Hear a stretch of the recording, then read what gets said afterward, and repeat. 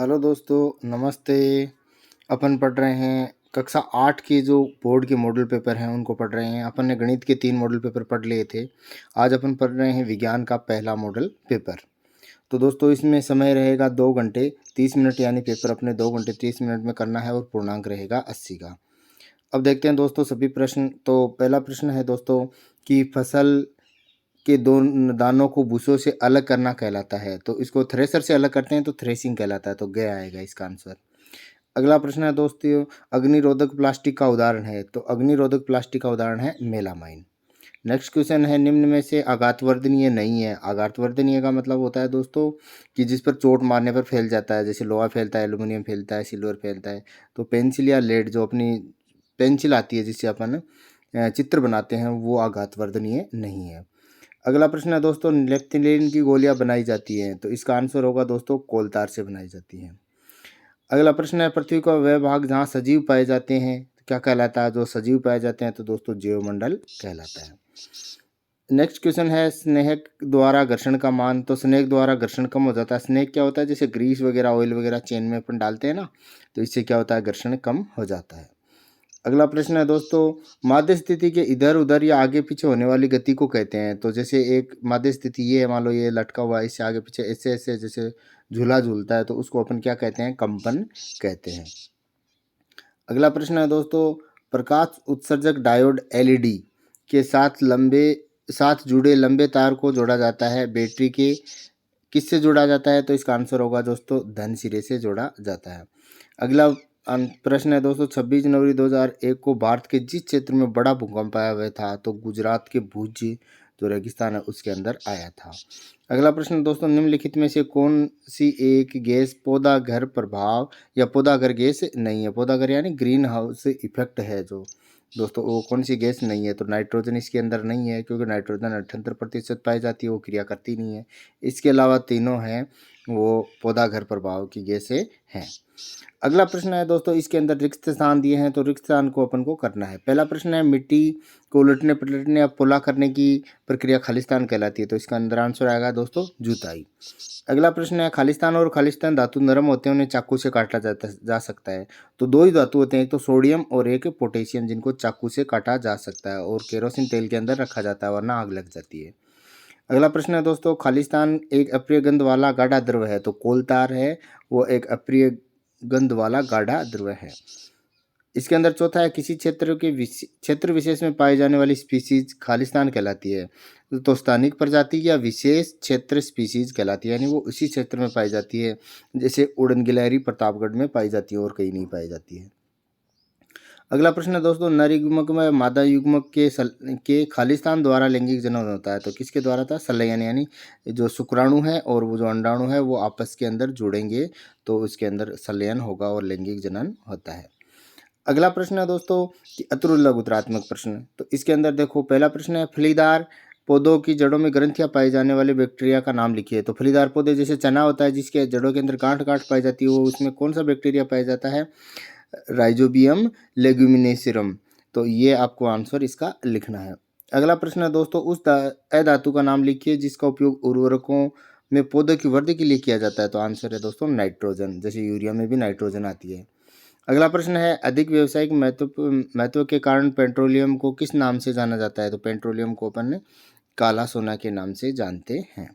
अगला प्रश्न है दोस्तों लैंगिक जनन से क्या आशय है। तो इसका आंसर लिखेंगे प्रजनन की वह क्रिया जिसमें दो युग्मकों के मिलने से बनी रचना युग्मनज द्वारा नए जीव की उत्पत्ति होती है, उसे लैंगिक जनन कहलाती है। यह परिभाषा आप याद कर सकते हैं।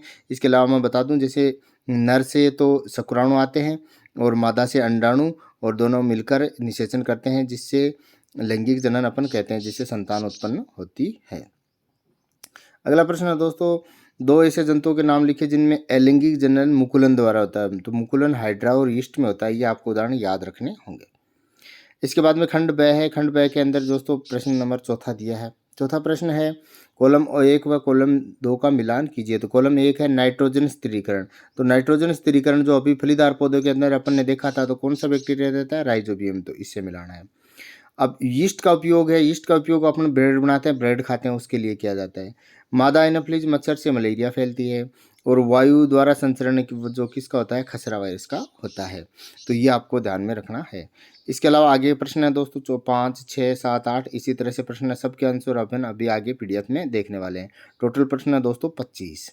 ठीक है दोस्तों, और इसके अंदर देखो ये खंड द के अंदर अथवा में दिए हैं, इनमें से कोई एक प्रश्न अपन को करना है। तो 5वां प्रश्न है दोस्तों, 5वां प्रश्न देखते हैं। खाद्य पदार्थों का संचयन करने हेतु प्लास्टिक पात्रों के उपयोग की 3 प्रमुख लाभ बताइए। तो इसका आंसर अपन लिखेंगे, खाद्य पदार्थों का संचयन करने हेतु प्लास्टिक पात्रों के उपयोग के 3 प्रमुख लाभ निम्नलिखित हैं। ये लाइन आपको लिखनी है। पहला, ये हल्का होता है। दूसरा, ये प्रबल होता है। तीसरा, प्लास्टिक खाने के साथ क्रिया नहीं करता। और चौथा है, ये चिरस्थायी होता है। अपन ने 3 पूछी है, मैंने 4 बताई है। आपको कोई भी 3 याद रखें वो लिख सकते हैं। अगला प्रश्न है दोस्तों कि संक्षेप में उत्तर दीजिए। कुछ आदिवासी वन जंगल पर निर्भर करते हैं। आज कुछ आदिवासी हैं वो वन या जंगल पर निर्भर करते हैं, कैसे? तो आदिवासी आपको पता है जंगलों में रहते हैं। तो इसका आंसर क्या लिखेंगे? संक्षिप्त उत्तर है दोस्तों 2 नंबर का, लघुतरात्मक है, इसलिए छोटा उत्तर लिखना है। वे आज भी भोजन संग्रहण कर, शिकार कर अपना पेट भरते हैं तथा पेड़ की छाल व जंतुओं की छाल आदि से बने वस्त्र पहनते हैं। तो ये इनका जंगलों पर ही निर्भर है। अगला इसका दूसरा ये अपन लिखेंगे, दूसरा प्रश्न, वनोन्मूलन के कारक व उसके प्रभाव लिखिए। यानी वनों को जो उजड़ने हैं ना, इनके क्या क्या कारक हैं, किसके कारण उजड़ रहे हैं और उसका क्या प्रभाव पड़ रहा है। तो इसका आंसर अपन लिखेंगे, खेती के लिए भूमि, औद्योगिकरण, शहरीकरण, दावानल। दावानल का मतलब जानते हो, जंगल में आग, भीषण सूखा आदि से वनोन्मूलन के कारक है, यानी वन कम हो रहे हैं। वनोन्मूलन के कारण प्राकृतिक आपदाओं की संभावना बढ़ रही है। यही प्रदूषण बढ़ता जा रहा है। वैश्विक उष्णन और भूमि का उपजाऊपन में कमी आदि से पृथ्वी पर जीवन संकट उत्पन्न हो रहा है। यानी कहने का मतलब है कि वनोन्मूलन से जो होता है, यानी वनों की कटाई होती है, उसके कारण बताने हैं और उससे प्रभाव हैं वो बताने हैं। अगला प्रश्न है दोस्तों 7वां प्रश्न है। 7वां प्रश्न दिया, अलैंगिक जनन की परिभाषा लिखिए और जंतु में अलैंगिक जनन के 2 नाम लिखिए। यानी ऐसे जंतुओं के नाम लिखने हैं जो जिनमें अलैंगिक जनन होता है। अलैंगिक जनन का मतलब नर और मादा आपस में नहीं मिलते हैं। तो इसके अंदर आप लिखोगे कि जनन जिसमें केवल एक ही जनक नए जीव को जन्म देता है, या तो नर या मादा दोनों में से कोई सा एक देता है, उसे अपन अलैंगिक जनन कहते हैं। यानी माता पिता दोनों की आवश्यकता नहीं होती है इसमें। अलैंगिक जनन की 2 विधियाँ होती हैं दोस्तों। तो अलैंगिक जनन की 2 विधियाँ कौन सी इसके अंदर दिया है? एक तो मुकुलन और एक द्विविखंडन। मुकुलन किस में होता है? हाइड्रा और ईस्ट में होता है, अपन ने पूरा उदाहरण देखा। तो ऐसा जनन जिसमें एक जनक के एक या अधिक उभार विकसित होकर नए जीव को जन्म देते हैं, मुकुलन कहलाते हैं। यानी जैसे हाइड्रा की संरचना इस तरह से होती है, उसमें एक उभार सा हो जाता है, फिर वो यहाँ से कट कर नीचे गिर जाता है। तो ये जो बना है, ये नया हाइड्रा बना लेगा, इसको अपन बोलेंगे मुकुलन। इसके अलावा दोस्तों अगला है द्विविखंडन, जो अमीबा में होता है। ऐसा जनन जिसमें एक जीव विभाजित होकर 2 संतति उत्पन्न करता है, द्विविखंडन कहलाता है, जैसे अमीबा। यानी अमीबा की स्ट्रक्चर ऐसे अनिश्चित होती है, फिर वो क्या करता है, धीरे धीरे धीरे धीरे ऐसे यहाँ से एक संकरी होती जाती है, संकरी होती जाती है, फिर यहाँ से कट जाता है। यहाँ से कटने के बाद क्या होता है, ये अलग बन जाता है और ये अलग बन जाता है। तो 2 भागों में विभाजित हो गया, तो इसे अपन क्या कहेंगे? द्विविखंडन कहेंगे। अगला प्रश्न है दोस्तों, व्याख्या कीजिए, सर्पी घर्षण स्थैतिक घर्षण से कम क्यों होता है? सर्पी घर्षण मतलब जैसे टायर घूमता है ना, इस तरह से ये इसका घर्षण, और एक अपन किसी चीज़ को खींच के ले जाते हैं, जैसे किसी गाड़ी को एक तो टायर लगे हो तो आसानी से चली जाएगी, और नई टायर लगे हो तो घींच के लेके जाएंगे, तो वो स्थैतिक घर्षण कहलाता है, और टायर वाला सर्पी घर्षण कहलाता है। अब ये कम क्यों लगता है, देखो इसका आंसर अपन लिखेंगे, सर्पी घर्षण स्थैतिक घर्षण से कम होता है क्योंकि जब कोई वस्तु गतिमान हो जाती है तो उसके पृष्ठ से संपर्क बिंदुओं का उतना समय नहीं मिल पाता जितना कि फर्श के संपर्क में बिंदुओं में धसे होते हैं। अतः सर्पी घर्षण स्थैतिक घर्षण से कुछ कम होता है।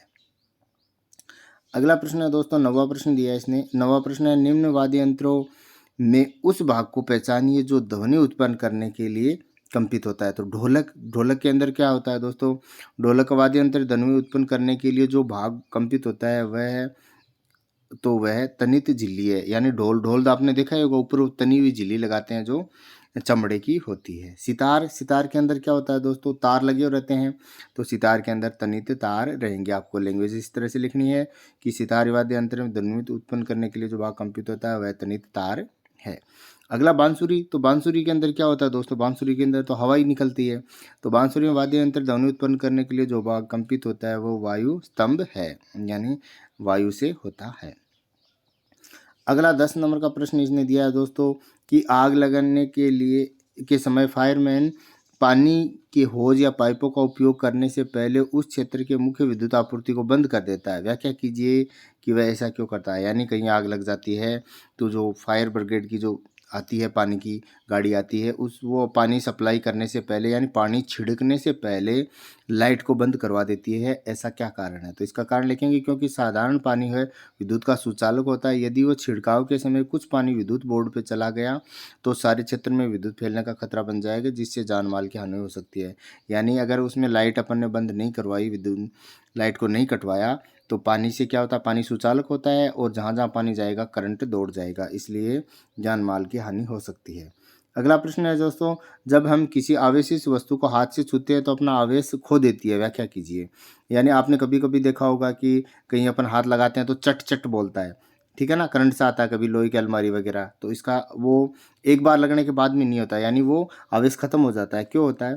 तो इसका आंसर अपन लिखेंगे क्योंकि मानव शरीर विद्युत का सुचालक है। जब हम अपने हाथ से एक आवेशित वस्तु को स्पर्श करते हैं तो आवेशित वस्तु का आवेश हमारे शरीर से पृथ्वी में चला जाता है। इस प्रकार आवेशित वस्तु अपना आवेश खो देती है, यानी उसके अंदर आवेश है वो अपने शरीर में आ जाएगा, क्योंकि अपन भी सुचालक हैं और अपन पृथ्वी के संपर्क में रहेंगे तो वो पृथ्वी में चला जाएगा। अगला प्रश्न है दोस्तों, तारामंडल क्या होता है? किन्हीं दो तारामंडलों के नाम लिखिए। तो इसका आंसर अपन लिखेंगे, तारों के उन समूहों को जो पहचानने योग्य आकृतियां बनाते हैं तारामंडल कहलाते हैं। दो तारामंडल के नाम है दोस्तों, सप्तऋषि जो 7 ऋषियों का है, और ओरायन, यानी 7 तारों का सप्तऋषि, और ओरायन आपकी किताब में डायग्राम भी दिया हुआ है। अगला प्रश्न है दोस्तों, प्रश्न नंबर 13। प्रश्न नंबर 13 है, CFC का पूरा नाम लिखिए। इसका उपयोग कहाँ किया जाता है? इससे होने वाली एक हानि का उल्लेख कीजिए। तो CFC का पूरा नाम है दोस्तों क्लोरोफ्लोरोकार्बन। C यानी क्लोरो, F यानी फ्लोरो, और C यानी कार्बन, ठीक है। इसका उपयोग रेफ्रिजरेटर यानी अपना फ्रीज होता है, एयर कंडीशनर यानी AC होता है, अग्निशामक यंत्र जो आग बुझाने के यंत्र आते हैं, वह एरोसोल स्प्रे के अंदर किया जाता है। CFC के कारण ओजोन परत का ह्रास हो रहा है। ओजोन परत कौन सी होती है? जो वायुमंडल में तीसरे नंबर की परत होती है, जो हमें पराबैंगनी किरणों से बचाती है, उसका नुकसान करती है, यानी उसको खत्म करती है।